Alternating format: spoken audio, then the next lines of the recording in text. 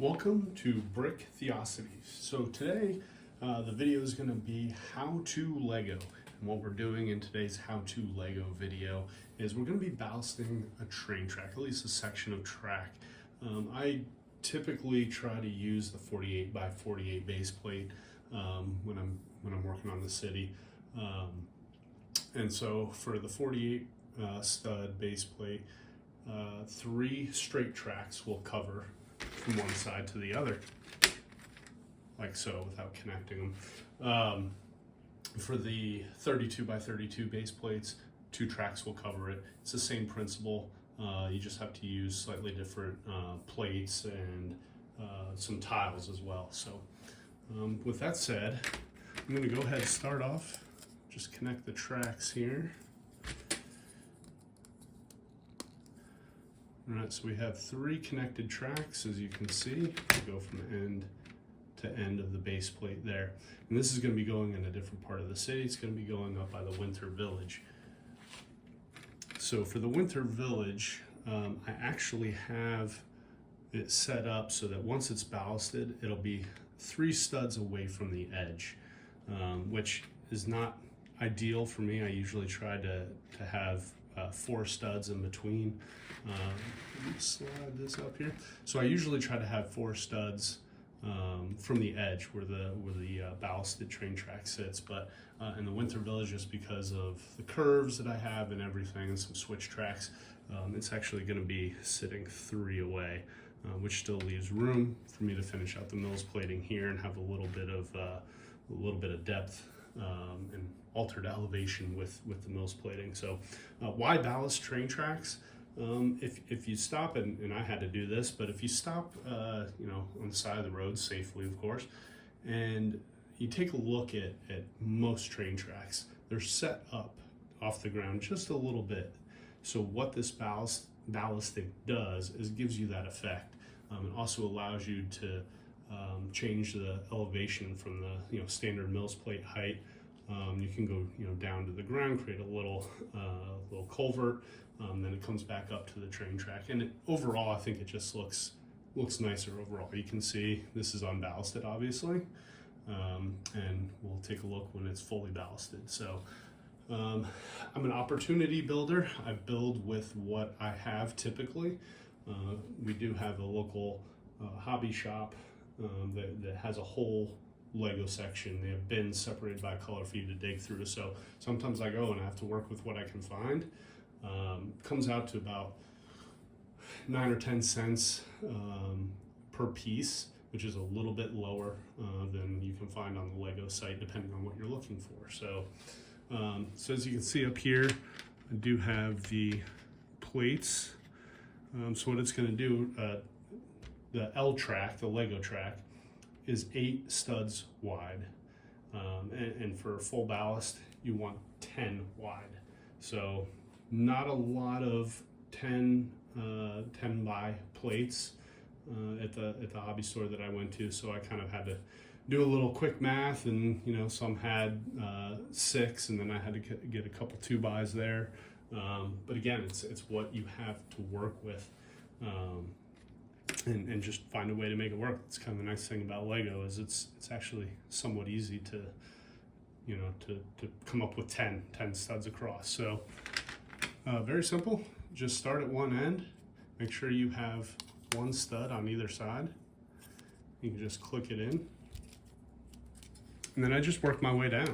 Just line it up, click it in, and that one, since it's not connected to the edge, is a little looser than the other one. It's still not going to fall down. You can see I'm shaking it a little. It's not going to fall down, but just keep that in mind when you are setting it, that it could drop out. But I put the 2-by on the side there, 2-by on this side. And as you can see, I pre-fitted these, so it's going on here pretty quick. These are some 10-bys that I found, and so those go right on. Makes it nice and easy. And there's a 2-by again. I'm just mix and matching with what I can find, a 2x10, 4x10, and just work all the way down the track. Yep, there's that piece. It wasn't connected to the side, so it did fall out with all the shaking that I'm doing. Once it gets set on the base plate though, it will be fine. Again, just working my way down.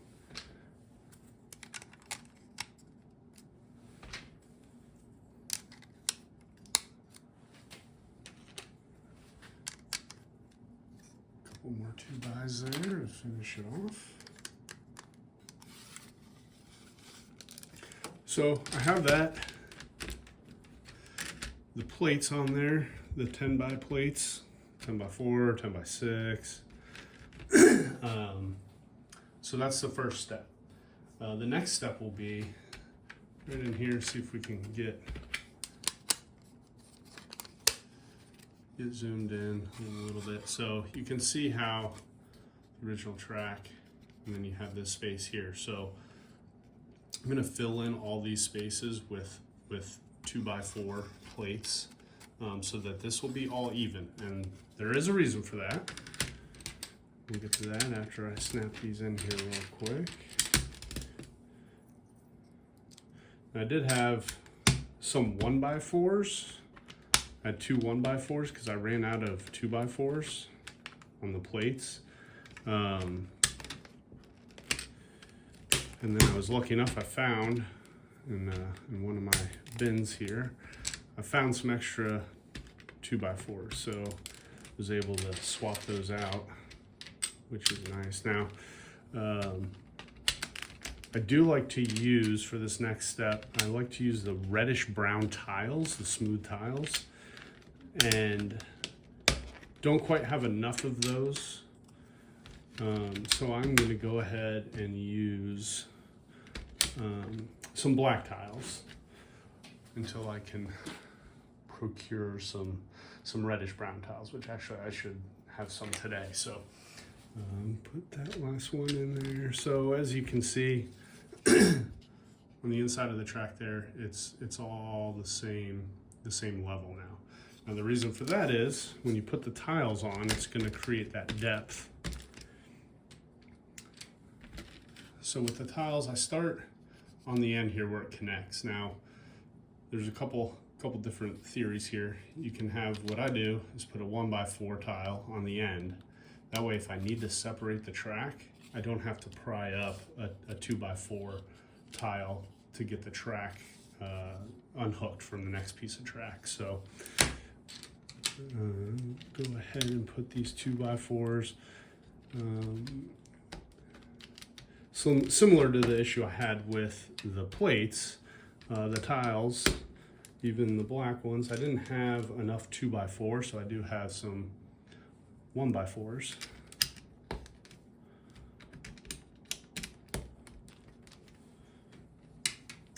I have a 2x3 and a 1x2, so I'm using that at least until I get my brown tiles in. But the reddish brown tiles were the closest I could find that look somewhat authentic to wood. I thought about using white tiles because it's going to be in the winter village and have snow collecting on it, which I think would be cool. But I think overall, since the train tracks are going to run throughout the whole city, not just the winter village, I figured brown would be kind of universal for the whole thing, work for the whole track. So, all right, so there we go. There's a look at the mostly ballasted track, not completely done yet. The other thing I do, which I don't have enough 1x2 plates to complete this. I do have one over here though. So in between each, what would be the railroad tie, right there, put a 1x2. And then you have two, you'll have an even ledge here, and then you'll have an even one here. So it creates the effect of having a gentle slope.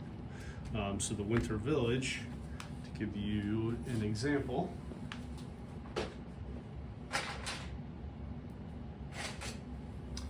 of a white tile here or just a white plate. I'll probably use white plates. But in the winter village, You'll have this slope down, come into, you know, a little culvert there. That'll be even. And then here, bear with me 1 minute. Clearly I was not prepared fully for class. All right, so you have one plate there. I got 2 plates here. I'll stack those on top of each other, and that'll go there. And then got a 1x brick here, and that'll go in the next row. So it brings a nice gentle slope. Turn this around so you can see a little better. So that's a nice gentle slope. And then after this, you'll have your mills plating up there.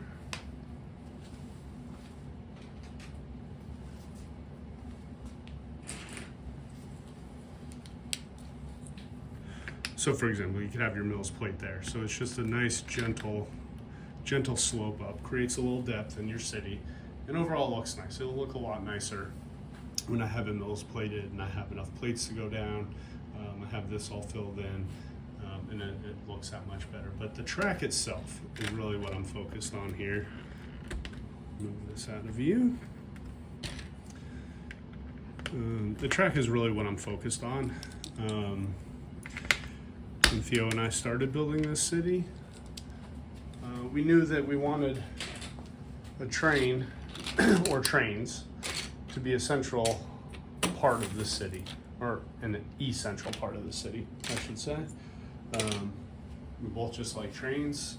Lego trains are really cool, really fun, not overly complicated. It can be as complicated or uncomplicated as you want to make it.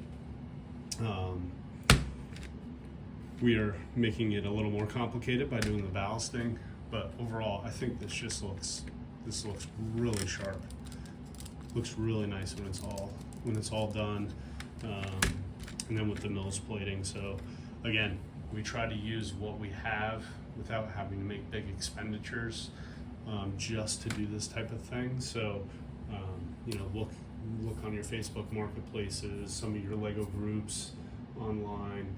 And you know, if you need pieces and try to collect those pieces that way, it's a little bit cheaper. Keep an eye out on the Lego.com store, and you can get a couple people together if you need to buy extra parts and kind of go in on it together, get that free shipping. But just go slow, go at your own pace. We're going slow. We're not trying to do everything at once. That way, we're not having to shell out a whole bunch of money all at once. But that's a whole nother topic. But this to me looks sharp. I think it's going to look even better once I have those reddish brown tiles to fill in there and get the 1x2s to fill that in, and then we'll go on to mills plating, which again, that's one of the things that I do a little bit differently than most of your online creators, content creators that typically get the same size plates for their mills plating. I try to build a building first, get that set, and then do the mills plating around it. That's just kind of the way I do it. It may be the wrong way or the long way, but that's how we kind of decided. We like building Lego sets, and then the mills plating we just kind of fill in afterwards. So there's that. I'm going to go ahead and get it up on the Winter Village where I'm going to have it set, which is right over here. Adjust the camera just a little bit. So you can see we are heavily under construction. Trying to get the Winter Village done before winter. A little bit behind, but just want to make sure you press down real well. Get it set in there. I'll go back after this video and finish getting it snapped into place. But just get it pressed down in there. It's nice and solid. I do have my 1x2 here. I'll show you. Usually I like to set this in a little bit further, but with the train track being out so far. That's it's just one of those things I had to adjust, but that's okay. I'm gonna take a 1x2, get the connector there. I'll have it ready. I put it backwards for now until I'm ready to connect the plate. So I'll connect there, I'll connect to the next base plate. It'll just snap right in there. And I'll do that all the way around and get it nice and sturdy. So that's ballasting. Again, 3-section of train for a 48 stud base plate. I will go into the switch tracks, but that's quite a bit more complicated. That'll be a whole video on itself. And then we have curved track as well, which is a whole different ball game. So we'll cover that on another video. But for now, there's your Ballast train track. Hope you enjoyed. Don't forget to subscribe. Thanks.